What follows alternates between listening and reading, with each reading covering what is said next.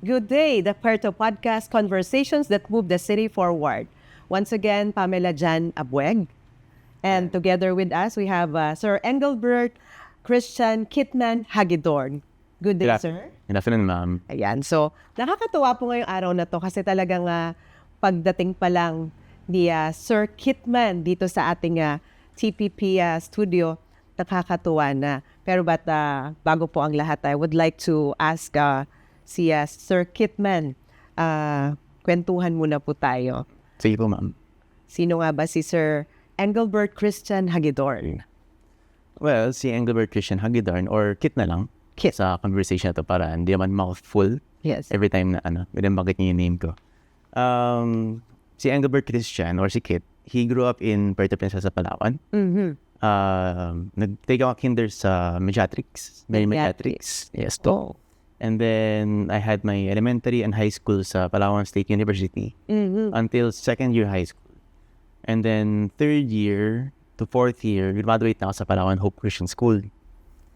And then, after that, nag-decide na yung parents ko na magka-college kami sa De La Salle College of St. CSP sa Manila. Ayan. So, kasi baka magtaka yung mga kasama natin dito sa Puerto, yung mga Puerto Princesa, sabihin nila, uy, ang artista to, hindi taga rito. So, si Sir Kitman, si Sir Kit, ay isang tubong Puerto Princesa. Puerto Princesa po siya, yes. Ayan, at kitang-kita. Talagang, ang sabi lang nila, I woke up like this, di ba? Ayan, so kwentuhan tayo, sir. Yes. Alam po natin marami kang ibabahagi sa ating mga ka-TPP o The Puerto Podcast. Marami nag-aabang sa inyo. Paano po nagsimula ang journey mo sa negosyo? Earliest memory ko ng pag-negosyo was, well, hindi pa siya negosyo talaga. Mm-hmm. First time na involved ako ng father ko was during summer. May one time na pinatrabaho niya kami sa office. Mm-hmm.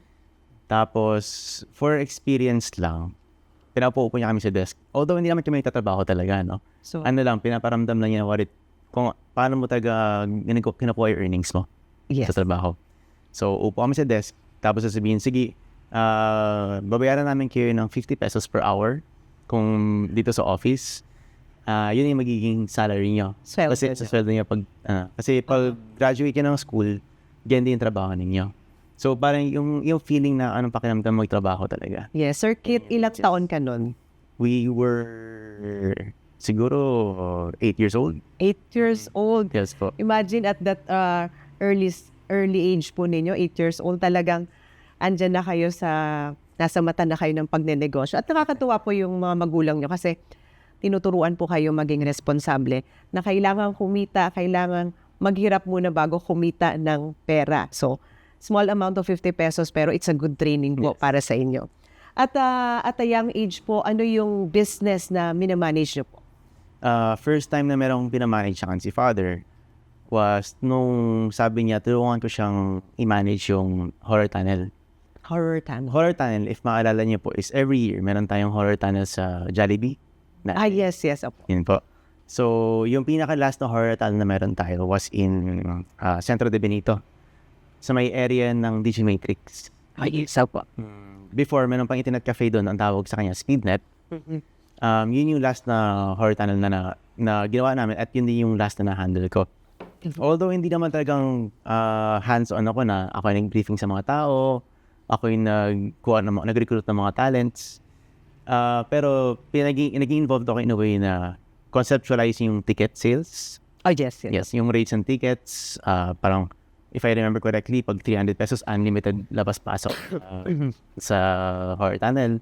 Pag 150, isang pasok lang. Isang pasok. Ganun. Tapos pati yung pag-manage ng mga recruitment. Let's say, kasi hindi lang horror tunnel yung pinaka-main focus na entertainment. Meron din tayo dun mga food stalls. Food stall. Siyempre, entertainment siya. So, after that, mga tao uhaw or gusto magkain or mag-bonding lang after the experience. Growing up, sir, sa Puerto, naisip mo ba na maging franchise owner ka ng isang pinaka-big brands? Hindi po talaga. Actually, akala ko growing up, ang magiging negosyo ko is one small hotel here in Puerto Princesa. Kasi at that time, yun lang yung tagang kulang dito sa Puerto nung booming pa siya. Hotel rooms. Yes, ang daming mga turista po dito sa atin pero especially pag may mga conference, may mga affair, kulang po talaga yung mga hotel rooms po natin and accommodations. So, sino po yung mga naging inspirasyon or mentors mo na nag-shape po ng mindset nyo sa pagbe-business? Well, namely, talagang parents ko yung nag-shape sa akin na who I am today. Both my mother and father. Pero in terms of business, tsaka work ethics, if not all, most of it nakuha ko sa father ko. Kasi siya talaga yung may background sa business eh. Yes. And second, siguro mga mga idol lang natin na mga businessmen. Si Warren Buffett at si Charlie Munger of Berkshire Hathaway. Yung mga business ethics niya tsaka work business practices nila. Yun talaga yung mga gusto kong apply sa sarili ko. Yes, at talagang gusto niyo yung line na to, sir. Line of business. Kasi Hindi naman po. More on yung style lang nila. Yung style lang nila ng paano mag-handle ng business. Tapos yung mga philosophies nila. yes. Tapos lastly si Lee Kuan Yew. And paano niya na-envision yung Singapore to what it was before Yes. to what it is today. Ngayon, makikita nyo, nag-boom na rin po yung kanilang bansa. And napakaganda nung mga iniidolo, tinitingnan ni Sir Kit. At makikita natin at very young age, ayan po, may isa tayong Puerto Princesa na negosyante. At behind the golden arcs, dito po, ano pa pong mga ibang negosyong hinahandle mo, yung mga family business po ninyo? Actually po, kami ng brothers ko nag-handle ng Petron gas station. Yes. And sometimes nagtutulong din po ako sa MKC sa distribution business ng father ko. Pero syempre bata pa si father eh. So talagang hands-on pa sila ni mother doon sa business. Sa business. Sir, nabanggit mo mga kapatid mo. Ilan po kayo magkakapatid? Tatlo po. Three Tatlo. brothers. So, 3 brothers. Lahat ba sila na-involved na rin sa business nung maliliit kayo na sinusweldohan ng papa nyo? Ako, si Kuya Mikey and si Kyle. Kami yung tagang tinuturuan ni Daddy from a young age pa. So, at the young age na sinasabi mo, 8 years old ka po. So, if I was 8, 10 years old yung kuya ko. And then 6 years old yung younger brother ko. Yes, at tinitrain kayo, yun na po yung nagsusweldo kayo ng 50 pesos. Yes po. Nakakatuwa naman po. Pero of course, being children, hindi ka mapakali sa isang position.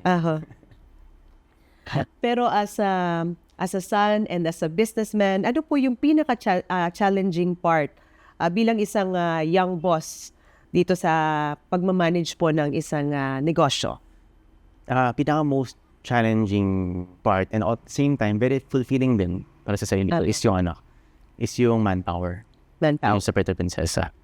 Kasi very young pa yung workforce natin dito sa Puerto and still a lot of room for improvement. Pero kasi at the same time, pag may makita kang talented or may potential na employee, pag naalagaan mo yun, tapos pag nag-groom mo yun, tapos makita mo siyang aangat from rank to management position, very fulfilling yun.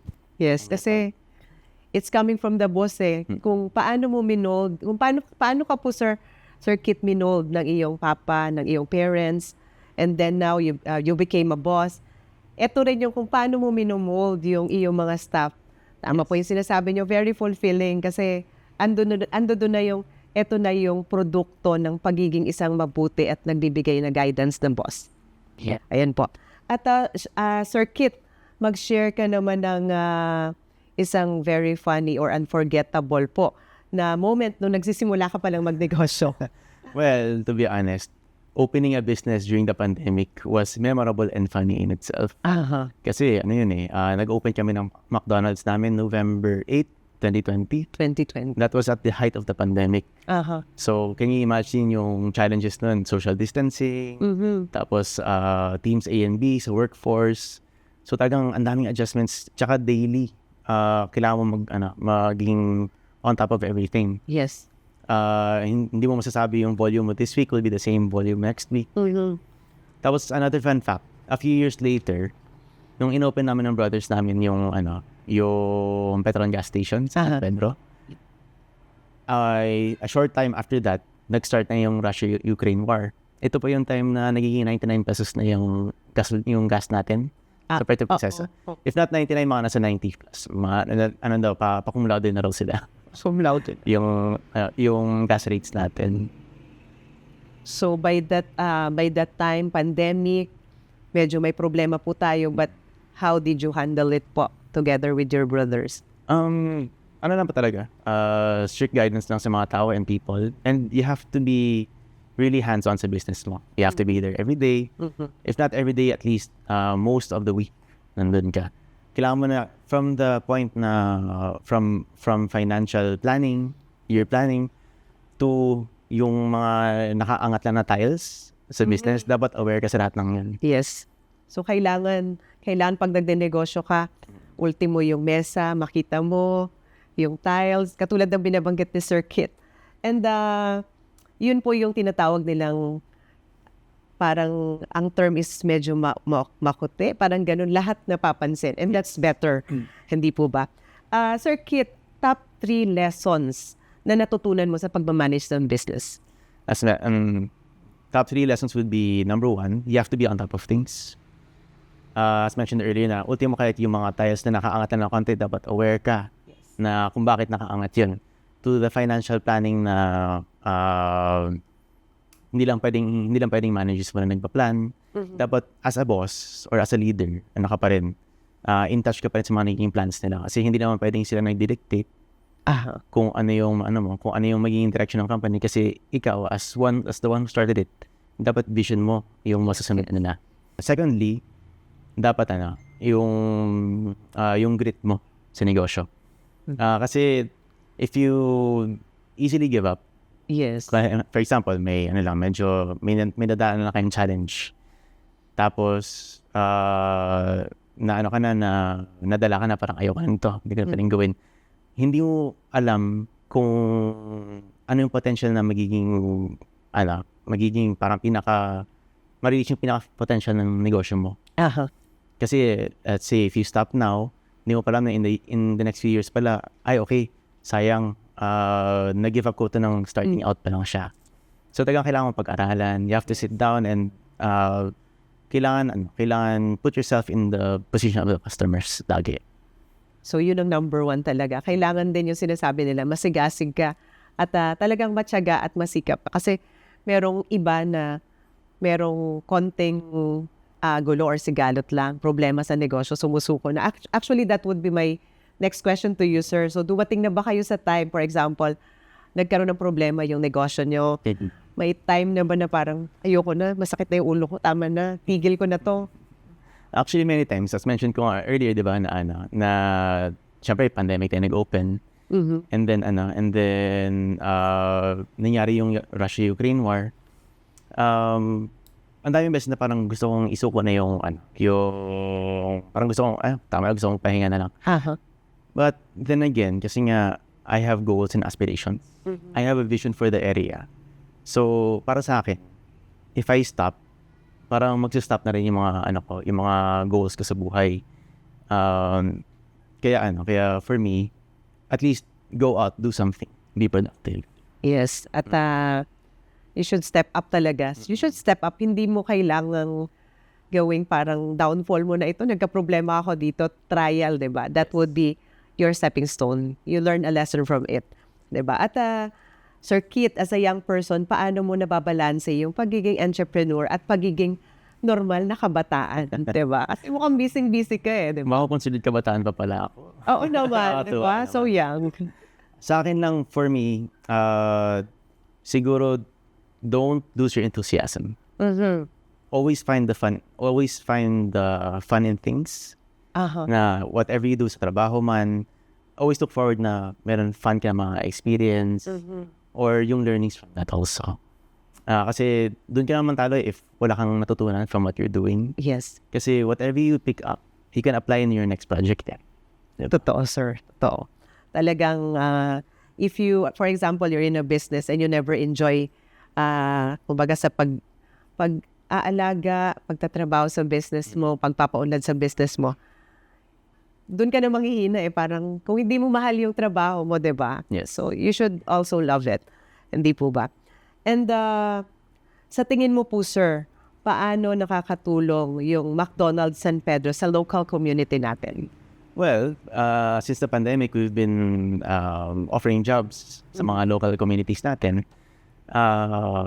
And also meron din kami mga community visit sa Okay. McDonald's para sa mga sa mga more rural areas. Katulad po ng San Manuel, recently meron kaming doon. Meron kaming mga birthday parties na celebrate doon. okay. At least para makilala din nila yung brand. At the same time, para lang din ma-experience sa mga bata doon na ay may McDonald's pala. Ito pala yung quality ng McDonald's. Yes, at iba yung feeling na kayo yung pinupuntahan doon sa lugar. Kami po yung pumunta. I mean, kayo yung pumupunta doon sa lugar kasi gano'n na nga po. Halimbawa kung example, ako yung bata, di ba? Uy, may dumating McDonald's first time, di ba? So nakakatuwa sa feelings na nag-effort talaga, big company pero pinuntahan kami dito. Nakakatuwa po. And Sir Kit, sa pag-iikot nyo sa komunidad, nakita nyo yung mga kabataan, yung mga nagkakaroon ng mga may okasyon, birthdays. How do you feel na nakikita nyo nakangiti sila? Very fulfilling, especially mga bata na parang first time na na-experience. Yung ngiti na parang from ear to ear. Yung sobrang laking ngiti na na tuwang-tuwa sila na parang, ay may ganito pala dito sa Puerto. Kami naman, parang kami na-experience namin yung ganito. Parang, it's very nakakagaan sa loob. Yes, Nakakatuwa. nakakatuwa talaga. And sir, nabanggit nyo rin po na nakakatulong kayo like yung pag may nag-a-apply ng work sa inyo, do you accept yung mga, para lang po sa kaalaman ng ating mga nakikinig na nunood, estudyante nag-a-apply, I mean, Actually, chances ba? from working students to single parents, may nagtatrabaho po sa amin sa McDonald's. We accept Wow. from all age ranges. Nakakatuwa naman, di ba? Kumbaga, ando na lahat, basta makatulong. And yung ginagawa nyo, sir, hindi lang yung tulong sa sarili nyo, sa kabuhayan ng pamilya nyo, but you are also helping yung community, yung mga kababayan po natin, yung mga nag-aaral. Alam po natin, at this point of time, marami nag-aaral, pumapasok pa sa scholarship, but one more thing, they need finances. At we're very thankful. Meron tayong Puerto Princesan at nandito si Sir Kit. Ayan po. At Sir Kit, another one, ano po yung may advice mo sa mga kabataang Palawenyo na nangangarap na magtayo po ng isang negosyo? For me, huwag kayo matakot maggawa ng case study, gumawa ng business plan. Kailangan talagang pag-aralan nyo ano yung magiging market ninyo, ano yung magiging expenses ninyo, pati yung mga paperworks na kailangan gawin, your DAR, your mayor's permit, alamin nyo muna before nyo pasukin. Kasi at least, pag pinasok nyo yung negosyo nyo, kung meron mga problema, madali nyo na ma-adjust. At more or less, alam nyo kung ano yung papasukin nyo, diba? Yes, dapat alam mo yun from root to tips, di ba? Yes. Mahirap yung sasaba ka lang sa isang negosyo ay pasukin ko to, magtayo ako ng fast food, di ba? Tapos kikita ako dito. Pero kailangan alam mo yun nasa loob. Kailangan alam mo yung proseso, yung pagpapatakbo. Yes. And by that way, malalaman niyo kung paano isosolve kung sakali magkaroon ng problema. At sir, do you feel na may enough opportunities para sa mga young entrepreneurs dito sa Puerto Princesa at sa Palawan? Actually, very, very much. Ang dami pang opportunities na pwedeng magampanan here sa Puerto Princesa. Yes. Ang dami mga business opportunities na pwede pang mapasok. Actually, kung marami lang akong capital, siguro left right na yung mga nagawa ko ng mga business opportunities dito. Pero talagang pinagbigyan na tayo ni Lord na ito lang capital mo, mag-focus ka lang sa kung anong meron ka para mapalago mo. Yes, so mas maganda nga yung gano'n. Nakafocus ka lang sa isang negosyo, paano malalaguin, branches. Doon ka na lang babawi sa branches, sir. And by way, makakatulong ka rin sa mga Puerto Princesans. And looking forward, sir, in 5 to 10 years, saan mo nakikita yung sarili mo at yung business mo? Except siguro, mas napalago ko na, mas napaganda ko na siya. Ayan, so, and we are expecting more businesses. Kasi mas maganda yung nag-i-invest po dito sa lungsod ng Puerto Princesa, sa lalawigan ng Palawan, ay isang Puerto Princesan din po na ang kukunin at tutulungan po niya ay yung mga kapwa niya rin po, Puerto Princesas.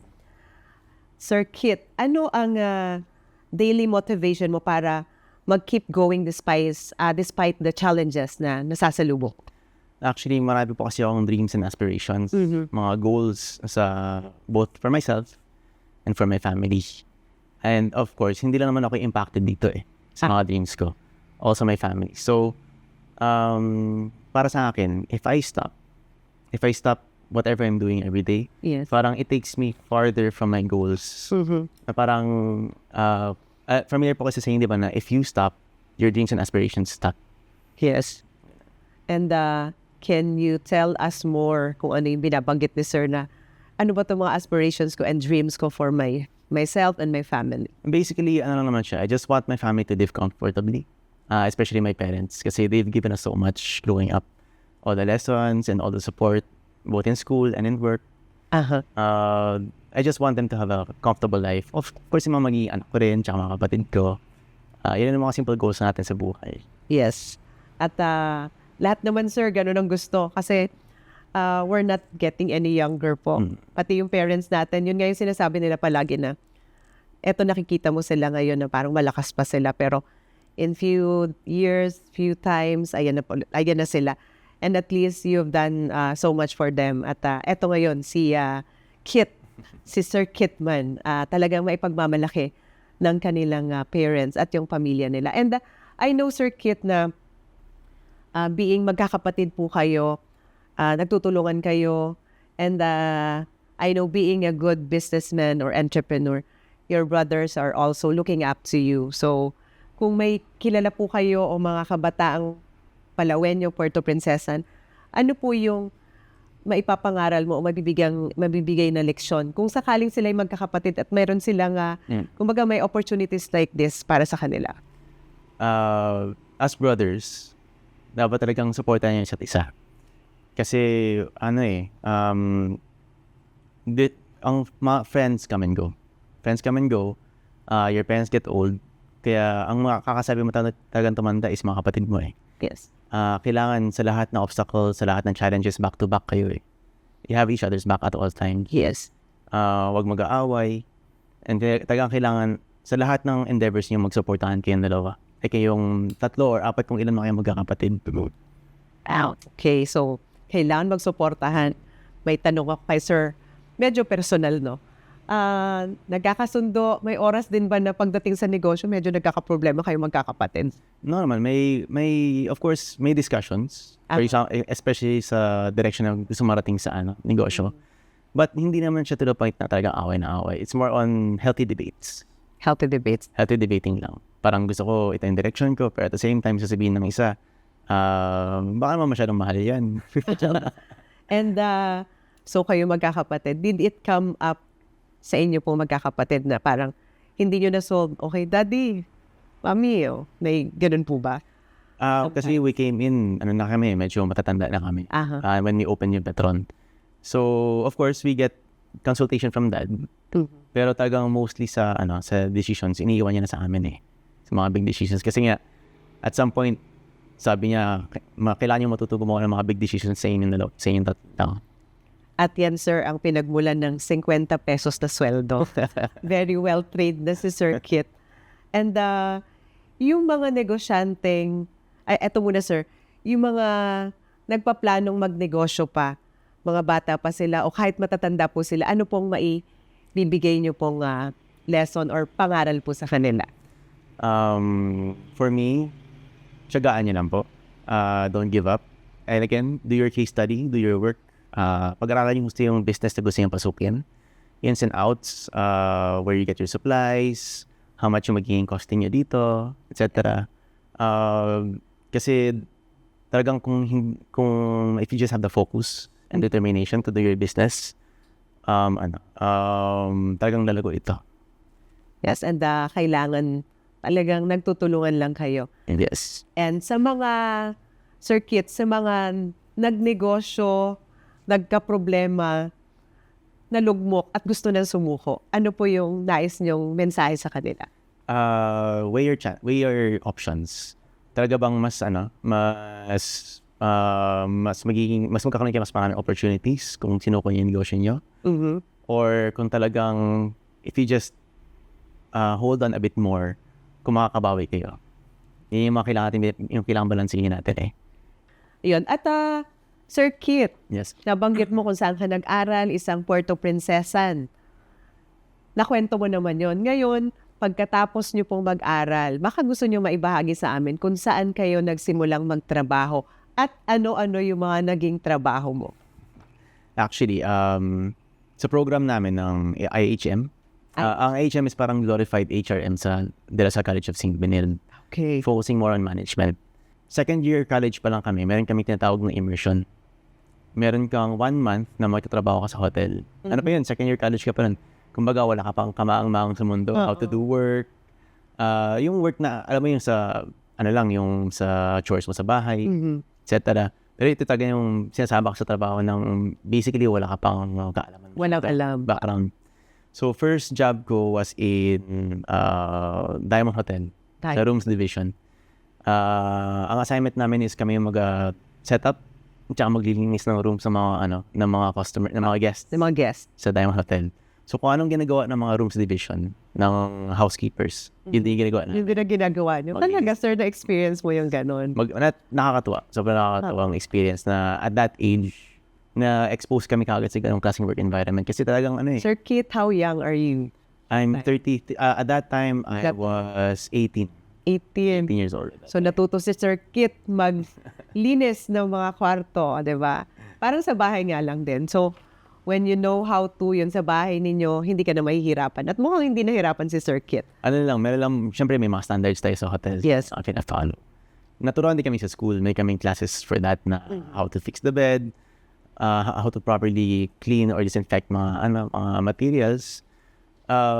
Pero iba talaga sa practical setting. Yes. Na nakita mo talagang maduming room. Iniiwan ng mga guests as it is, very raw. So, yun yung experience mo, very raw din. Oo. Sir, sabi nyo, naglinis kayo ng mga kwarto. Dumating ba sa time na naglinis kayo ng kwarto o may naiwan na pera, alahas? Did it happen po sa inyo before? And what did you do? Actually, that's quite a common occurrence sa hotel. Yes. Hotel industry. And we're always being taught na dapat kung may gamit dyan na iwan sa guests, hindi mo dapat kukunin kasi brand hotel yung yung dinadala mo as its employee. So kung may mawala dyan or may kulang, hindi ikaw yung babalikan ng customer kung hindi yung hotel itself. Yung hotel. Tsaka at the same time, it's not yours. Hindi naman sa'yo yun. Ba't mo kukunin, di ba? So, from the start, hindi sa'yo yan. Kung bata ka pa lang, naturuan ka na magulang mo na huwag mong kunin yung hindi sa'yo, hindi ba? Hindi mo pag-aari yan. And sige po, sa Diamond Hotel, another one, sir? And then after that, on our third year, in-expose naman kami sa F&B, food and beverage. So, waiting service, private dining, etc. Sa Intercontinental mo na-connect ka. Intercontinental. Pero close na siya ngayon. Diamond Hotel, operational pa. Pero Intercontinental, nasa Makati siya dati. So, dito kami tinuruan na mag-dishwashing. Tapos, Alaga, sir? dishwashing. Wow. And then, station din ako sa egg station. Gagawa ko ng omelets. Alaga. Pero wala akong background sa culinary. May class kami for that. Pero basic cooking lang. So, pagdating doon, kailangan mo talagang pick up kung ano yung ginagawa ng mga employees na tenured na talaga. Sir, nabanggit mo, so naglinis, tapos, tawag dito, gumagawa ng egg omelette, naging dishwasher, si Sir Kit. Did it not came into your mind na, kilala yung pamilya ko, apo ko ng, diba? Parang kilala yung pamilya ko. Bakit ganito? Wala bang ganun, sir? Wala Hindi naman po. Again, we weren't raised that way.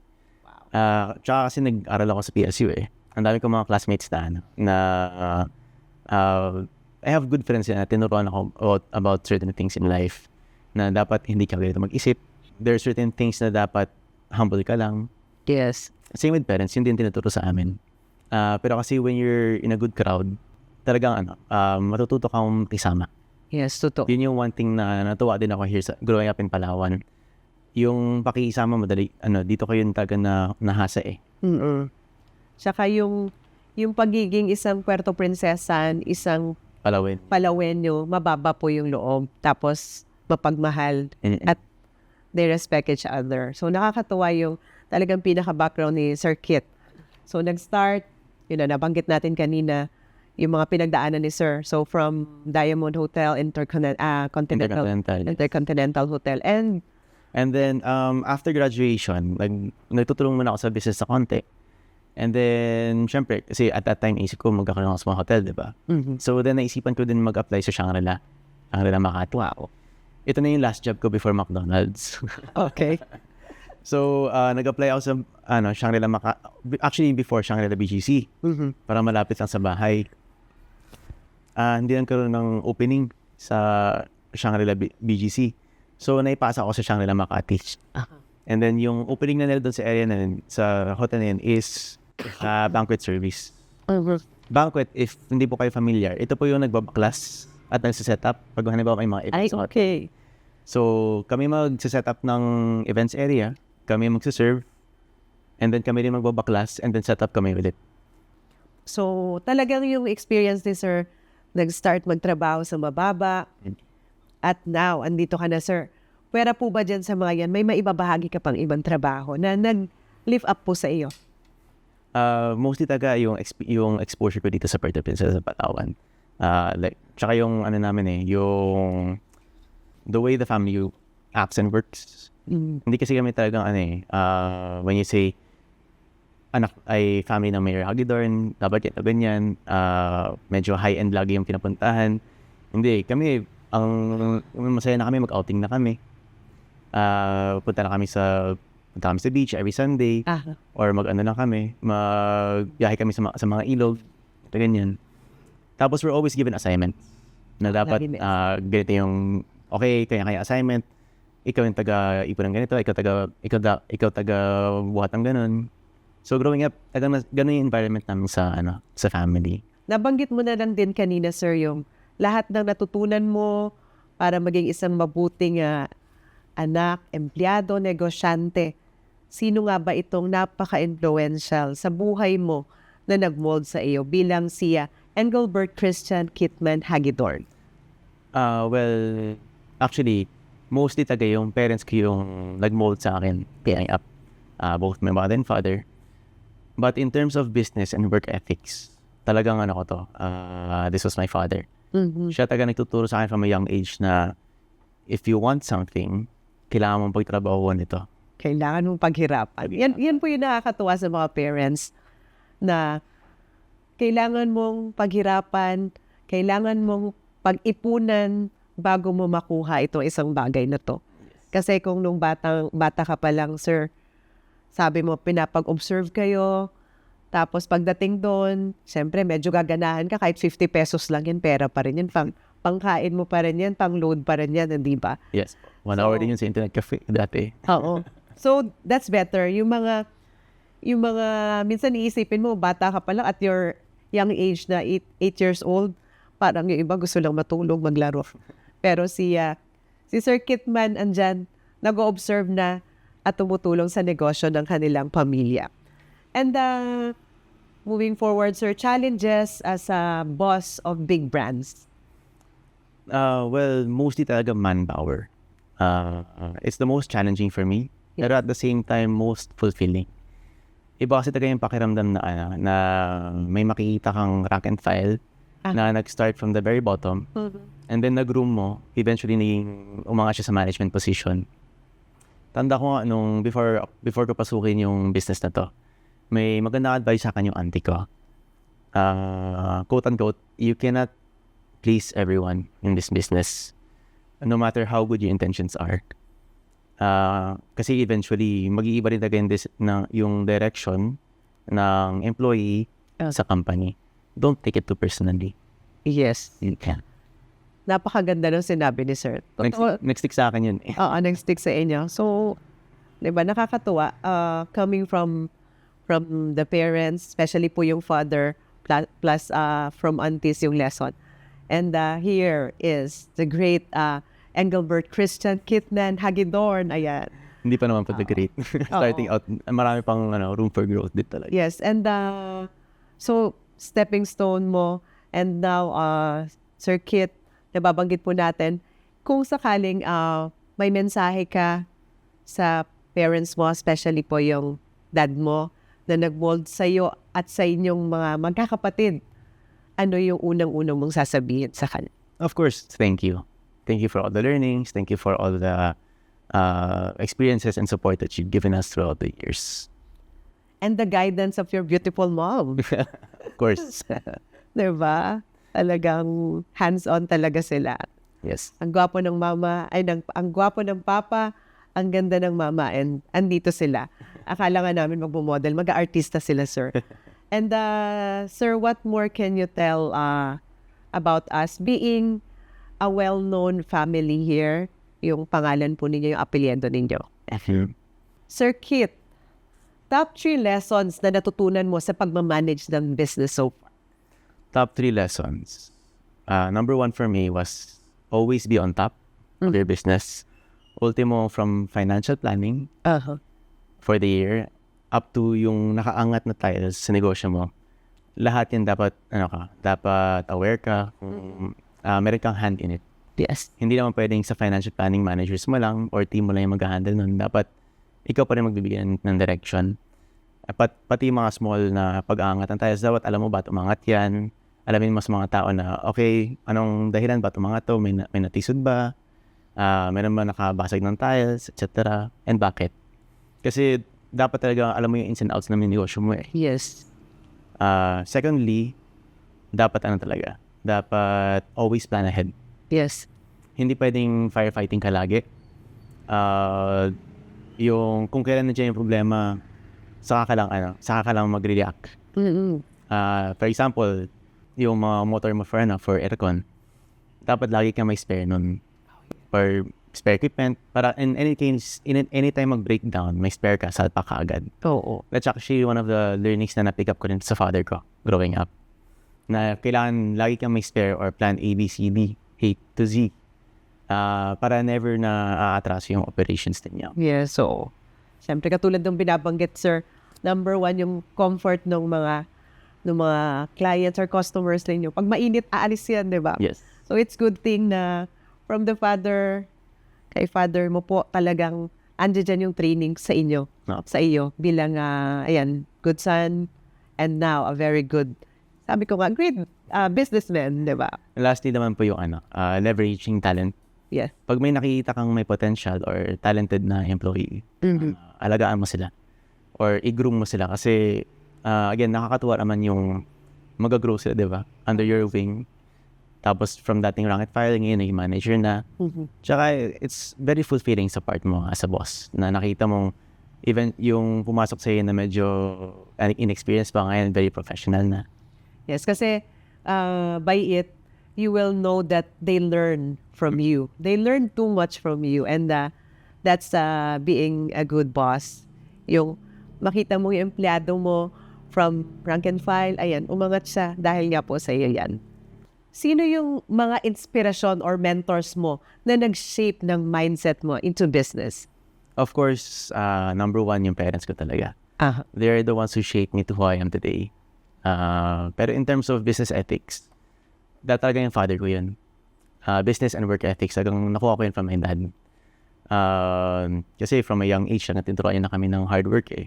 And if you really want something, you have to work for it. In terms of business philosophies and practices, talagang idol ko si Warren Buffett at si Charlie Munger of Berkshire Hathaway. Kasi alam mo yung approach na yun, very practical. Yes. But at the same time, effective. Can you tell us more about this? Like for example, sila kasi, if you don't have to spend, pag hindi mo naman kailangan, you don't have to spend. For example, sila mga big time businessmen na sila, di ba? Pero for example, yung hotel nila is like 5 minutes away lang naman sa events area na pupuntahan nila. Rather than book a cab, lalakarin na lang nila. Wow. Mga ganong simple saving practices pero ang laking impact. Kaya they are where they are right now. Yes. And lastly naman for me, talagang si Lee Kuan Yew. And yung na-envision niya yung Singapore from what it was to what it is today. Napaka galing na tao na ang ganda pakinggan yung yung life story niya from where he started to where he is, where he was before he passed. Yes, kung maririnig nyo kay Sir Kit, talagang, ayan, kumbaga, hindi naman sabing from rags to riches, no? Pero nagsimula ka sa mababa and then you go up and may mga challenges, but being a good entrepreneur, marami ka talagang dadaanan na ganyan. And now, we're so glad and we're so honored here in the Puerto Podcast having you as our guest. Marami rin po ako natutunan sa inyo, yung mga pangaral nyo sa negosyo. Thank you for having me po. Yes, and siguro sir, this would not be our last invitation. Sana kung may mga times pa po. Sir Kit, baka may gusto kang patiin muna or while we end up the program. Thank you for everyone na nakinig sa program na to. I'm saying hi to my parents also and my wife, Angela Hagidorn. Thank you for listening, and I hope marami kayo natutunan from me today. Yes, and your invitation sa business mo, pasyal naman sila, 'di ba? Mag-enjoy at kumain. Pag gutom po kayo, dahil po kayo sa McDonald's San Pedro sa National Highway. Tapos kung sino magpagas afterwards, andun din yung Petron gas station right after. Ayan. So nakakatuwa, 'di ba? Magkatabi yung negosyo. Talagang yung planning nila, Sir Kit, napakagaling. And sabi ko nga with that, sana hindi pa ito yung huli namin pagiging guest mo sa amin, sir. But for the meantime, papaalam muna po kami. Once again, Pamela Jana Bueg, the Puerto Podcast, conversations that move the city forward. Thank you. Thank you.